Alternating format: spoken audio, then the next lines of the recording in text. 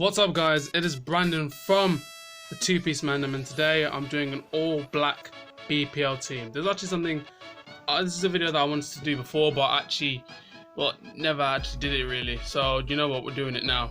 So in goalkeeper, oh yeah, don't forget to like and subscribe as well. Our socials will be in the description as well. So in goalkeeper, there's not really a black Premier League goalkeeper, which kind of stuns me, like not even one.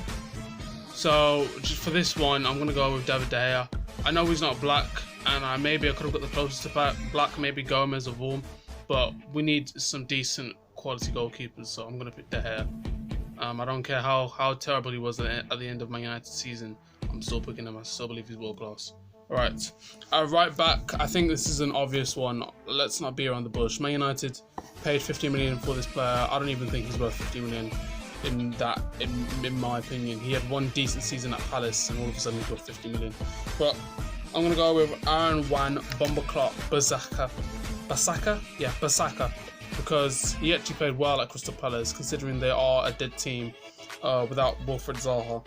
But the fact that he actually did bits on the right hand side, and he actually stopped like a lot of overlapping runs, and he made a few good runs himself, and he took on players. He's actually quite a decent player, but I still don't think he's worth 50 million. So he'd be at right back, Haroon Basaka. My two centre backs, I think I've gone over this before, will be Rudiger and Kurt Zouma, simply because they're Chelsea boys, and the fact that Rudiger is actually a world class defender. Unfortunately, he's injured, but it is what it is. I play him there. Kurt Zouma, I play him at left centre back. I actually saw him play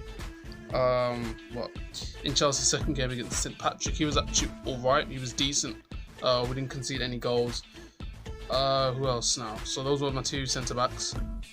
My full back at left back, I think it's another Manchester United player. Let's be real, it's going to be Ashley Young.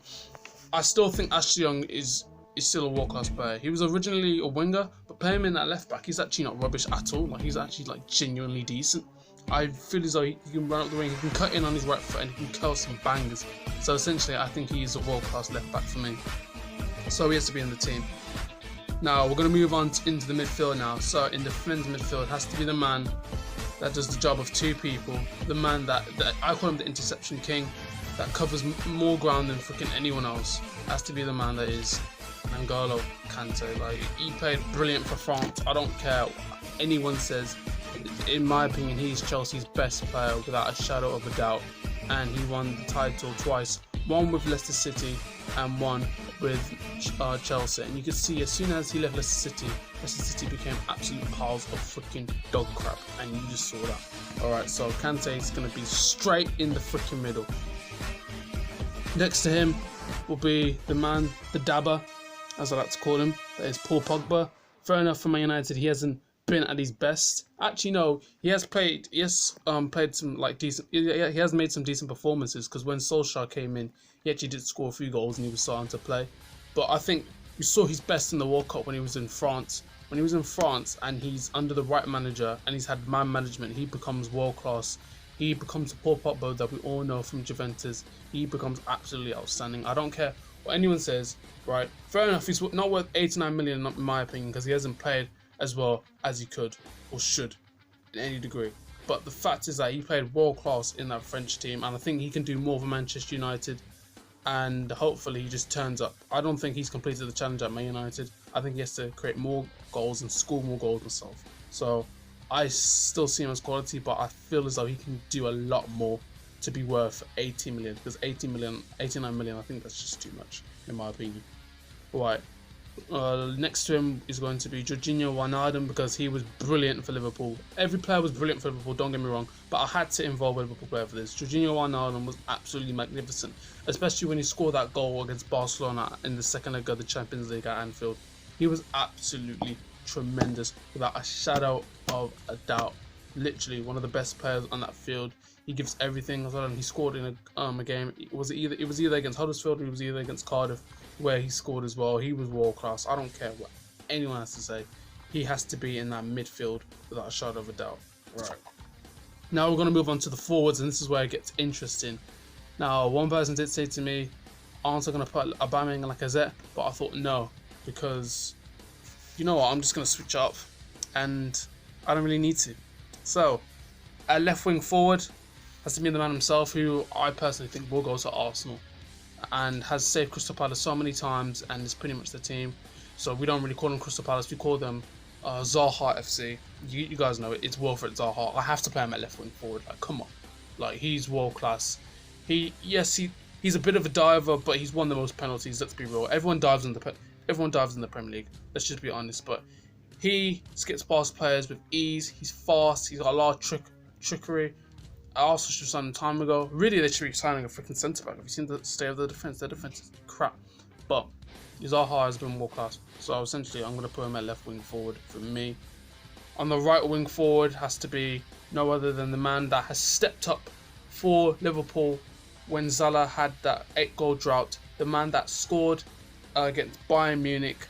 That has to be the man, the myth, the legend that is Sadio Mane, because he's played absolutely brilliant. He's been brilliant last season. Like, he actually turned up. I think he's one of Liverpool's best players without a shadow of a doubt, and Liverpool aren't selling him for shit, and everyone knows that. He's been the player that's turned up in games where it looked like they were going to lose, especially in like some points of the season when all the players were tired.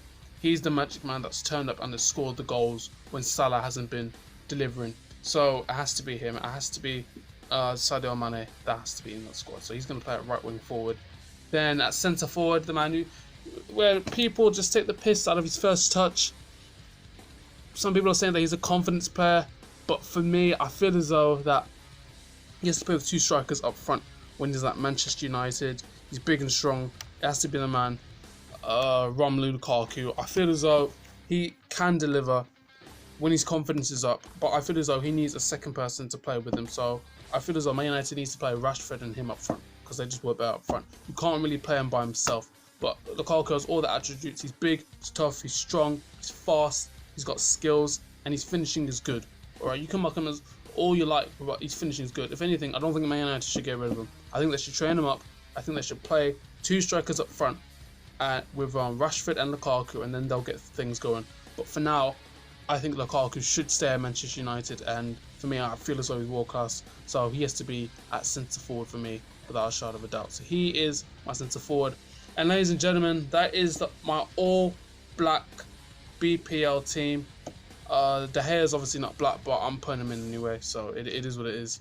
If you guys enjoyed this video, leave a like, comment down below who your All Black BPL team would be, or do an all white or all English BPL team, whatever the frick you want to call it. Alright, you guys can do that. Okay, comment down below and like screenshot what your team looks like and all that stuff. Alright, and yeah, I'll see you guys in a bit. More videos are coming tomorrow, maybe the next few days. You know, you're just gonna have to wait and see. Alright, I'll see you guys in a bit, and peace.